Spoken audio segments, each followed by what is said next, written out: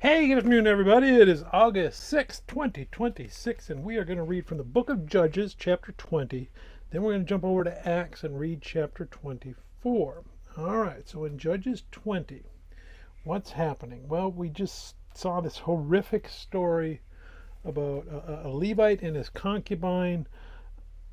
And we pointed out that, okay, a concubine would be a slave you've taken for a wife, which a Levite probably shouldn't have done, and she's a harlot. So this is bordering on sin if it hasn't crossed the line. Gray area. We'll say it's gray area. And from that gray area, we follow the Levite to a city where we see a reenactment of basically the Sodom and Gomorrah or Sodom story. The townspeople in the town he goes to spend the night in want to defile him. Why? Well, again, we don't want to say it's all about homosexuality. It's about the defilement. It's about the power. It's about the lack of hospitality to this person. You're a stranger and you need us to help you. Well, we're not going to help you. We're going to hurt you, because we can get away with it. And just like the story of Sodom, we saw, the righteous people, or the supposed to be righteous people in our story, say, well, let's compromise. Don't defile him. Here's my virgin daughter. Here's a women's. Why don't you go do whatever you want to do to them? So that's not much better than the first thing. In fact, now I'm including innocent people in here. So we're seeing that little gray area of sin we started with just get worse and worse and worse. They end up killing the concubine, the Benjamites in Gibeah. And we say, wow, this just when I don't think the story can get any worse, it gets worse. The Levite goes and he chops her up into 12 pieces, gets 12 messengers to carry the pieces to all the tribes. And says, hey, what are we going to do about this? What are you going to do about this? That's what we're going to find out in Judges 20. So all the children of Israel came out from Dan to Beersheba, as well as from the land of Gilead. And the congregation gathered together as one man before the Lord at Mizpah. And the leaders of all the people, all the tribes of Israel, presented themselves in the assembly of the people of God, 400,000 foot soldiers who drew the sword. Now the children of Benjamin heard that the children of Israel had gone up to Mizpah. Then the children of Israel said, tell us, how did this wicked deed happen? So the Levite, the husband of the woman who was murdered, answered and said, my concubine and I went into Gibeah, which belongs to Benjamin, to spend the night. And the men of Gibeah rose against me and surrounded the house at night. Because of me they intended to kill me, but instead they ravished my concubine so that she died. So I took hold of my concubine, cut her in pieces, and sent her throughout all the territory of the inheritance of Israel, because they committed lewdness and outrage in Israel. Now, reading that story today, we go, wow, that doesn't make a whole lot of sense. Well, it didn't make a whole lot of sense back then either. So we're seeing wild reactions to things, overreactions to things that are occurring. Hey, he could have just filed a complaint.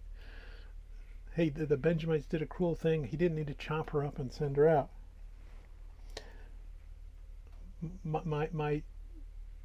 The people at fault live in this town. They didn't need to get 400,000 people to come who are going to avenge me.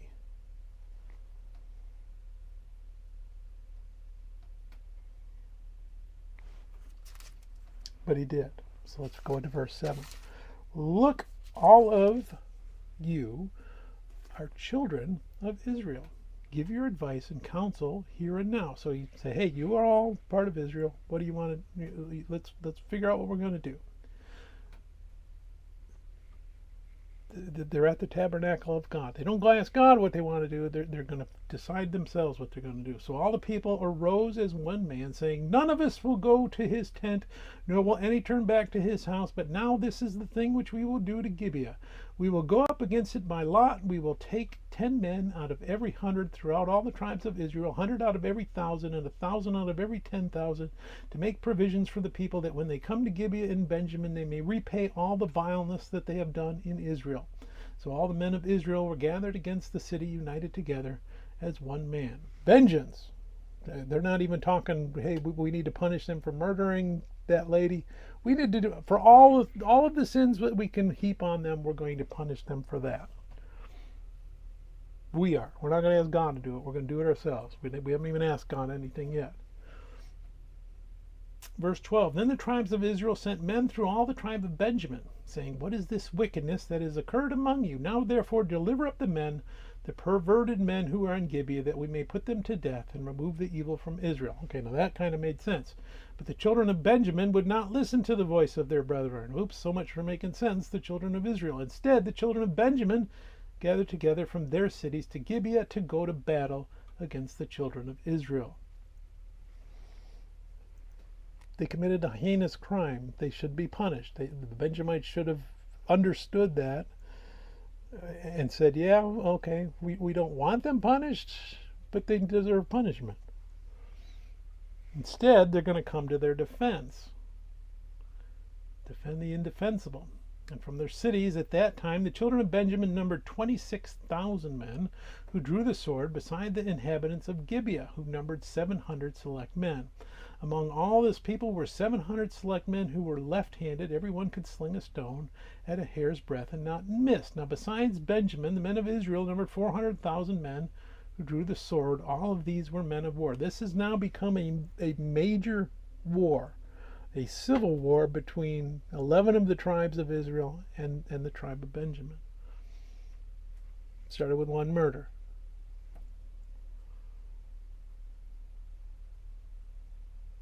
Verse 18, then the children of Israel arose and they went up to the house of God to inquire of God. Finally, they're going to ask God. They said, which of us shall go up first to battle against the children of Benjamin?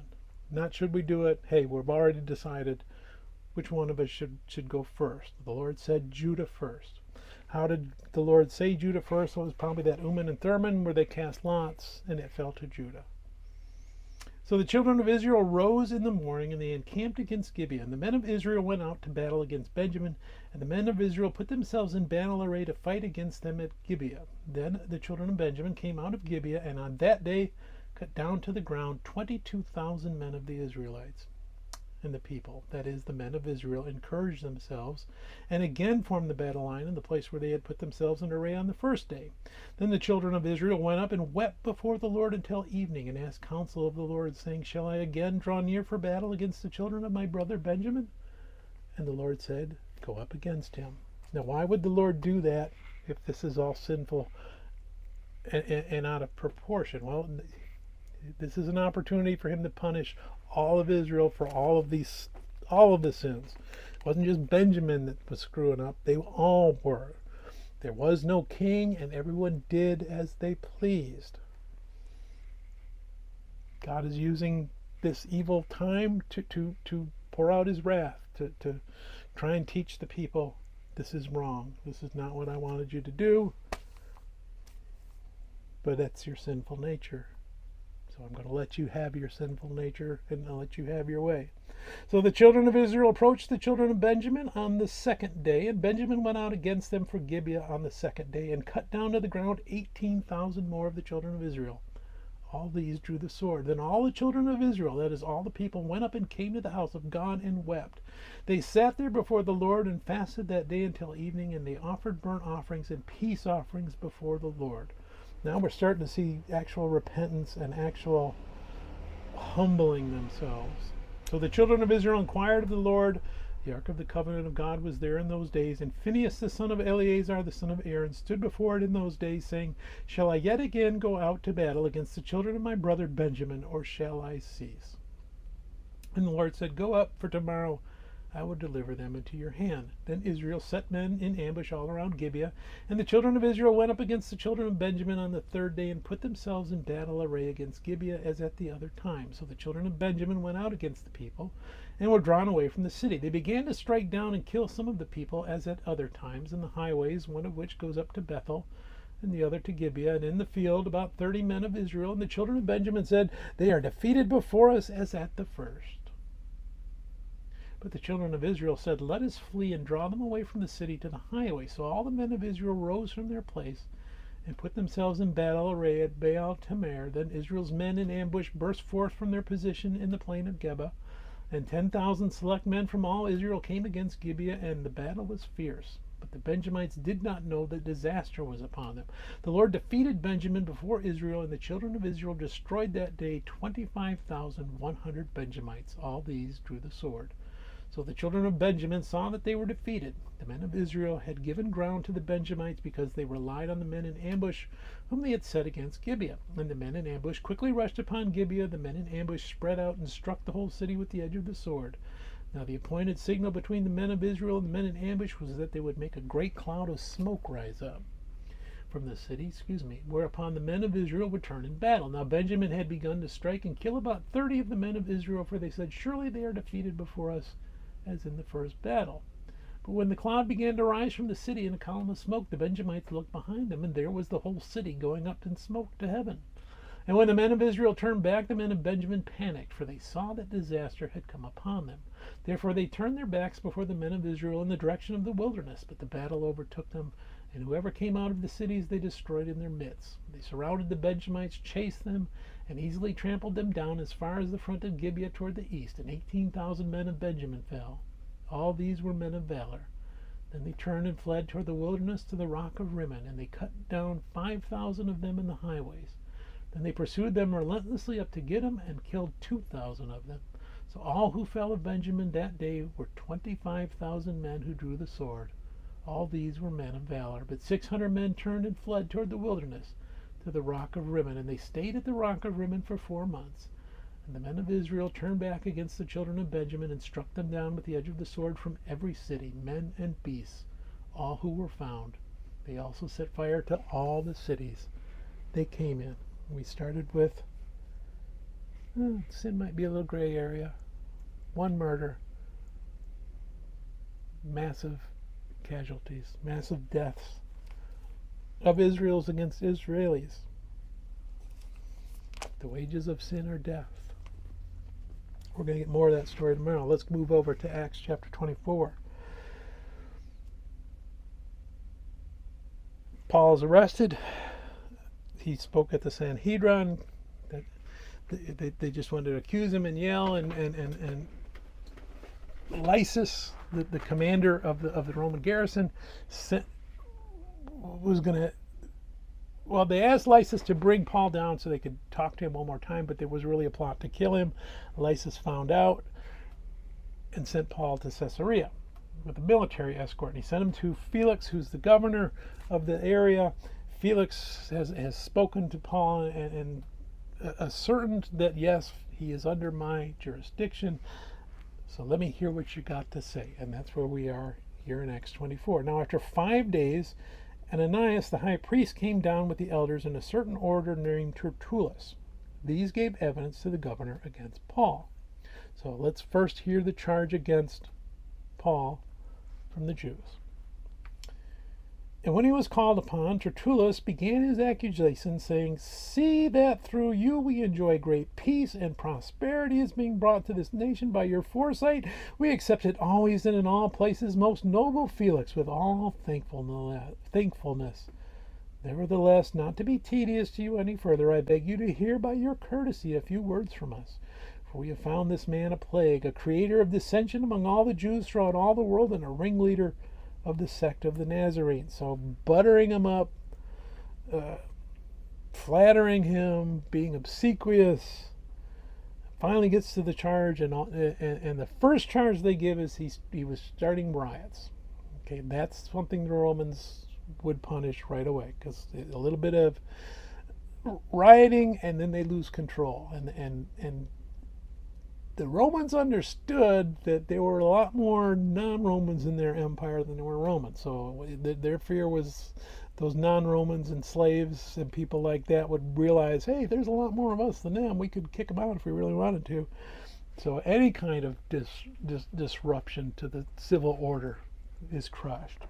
So that was a pretty shrewd move by our lawyer here, Tertullian, to try and invoke that. Now, they couldn't prove it, but that's what you want. That's what you wanted to do if you brought someone before a Roman court.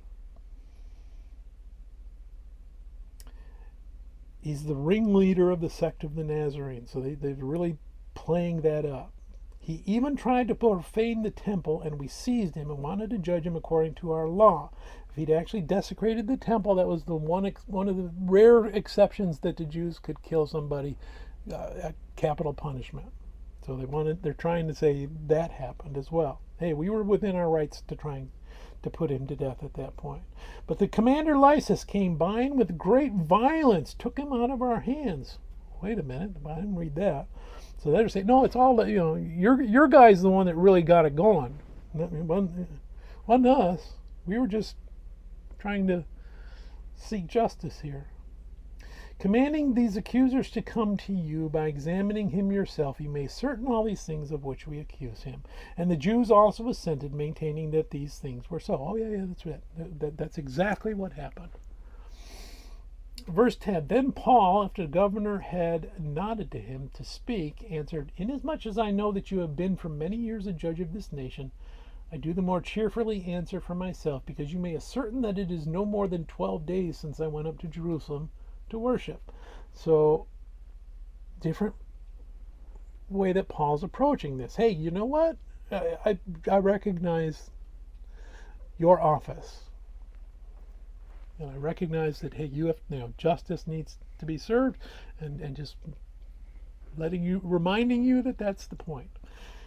Okay, all this talk about me being a ringleader, I was only in Jerusalem for 12 days, a week and a half, and I planned all this and got this going. That doesn't make any sense. Verse 12. I was just there to go worship, and they neither found me in the temple disputing with anyone, nor inciting the crowd, either in the synagogues or in the city, nor can they prove the things of which they now accuse me. But this I confess to you, that according to the way which they call a sect, so I worship the God of my fathers, believing all things which are written in the law and in the prophets. I have hope in God, which they themselves also accept, that there will be a resurrection of the dead, both of the just and the unjust. Thus being so, I myself always strive to have a conscience without offense toward God and man. Now the Romans see Christianity as just a sect of Judaism, and they don't want to get involved in that. So Paul is kind of reinforcing that with Festus, or excuse me, with this court here. Yeah, not anything that they should be concerned with. Now, after many years, verse 17, I came to bring alms and offering to my nation, in the midst of which some Jews from Asia found me purified in the temple, neither with a mob nor with tumult. They ought to have been before you to object if they had anything against me, or else let those who are here themselves say if they found any wrongdoing in me while I stood before the council, unless it is for this one statement which I cried out standing among them, concerning the resurrection of the dead, I am being judged by you this day. So the Jews from Asia, which were the ones that started all this, they never showed up. They disappeared. So he's saying, hey, these guys, I went before the Sanhedrin. They had no charges there. They don't have any against me now either. They got no proof of what they're saying. 22. But when Felix heard these things, having more accurate knowledge of the way, he adjourned the proceedings and said, when Lysis the commander comes down, I will make a decision on your case. So he commanded the centurion to keep Paul and let him have liberty, and told him not to forbid any of his friends to provide for or visit him. Now Felix is married to a Jewish woman, Drusilla, so he seems to be familiar with a little more than most Romans. He's starting to understand there's an actual difference here.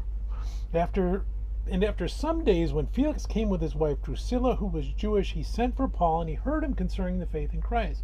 So Paul shares the gospel with him. Now as he reasoned about righteousness, self-control, and the judgment to come, Felix was afraid and answered, go away for now. When I have convenient time, I will call for you. So he not only gives the gospel to Felix, Felix is understanding, I might be a sinner. I don't merely want to hear any more of this, because this is making me uncomfortable.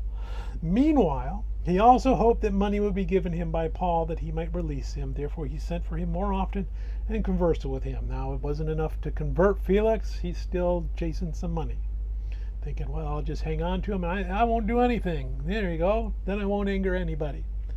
But Felix was not the greatest governor, and he is, after 2 years, Porcius Festus succeeded Felix, and Felix, wanting to do the Jews a favor, left Paul behind. So Felix is removed from his office, and he's replaced by Festus, and we're going to pick up that story tomorrow. May God bless the reading of his word. May God bless you. Bye.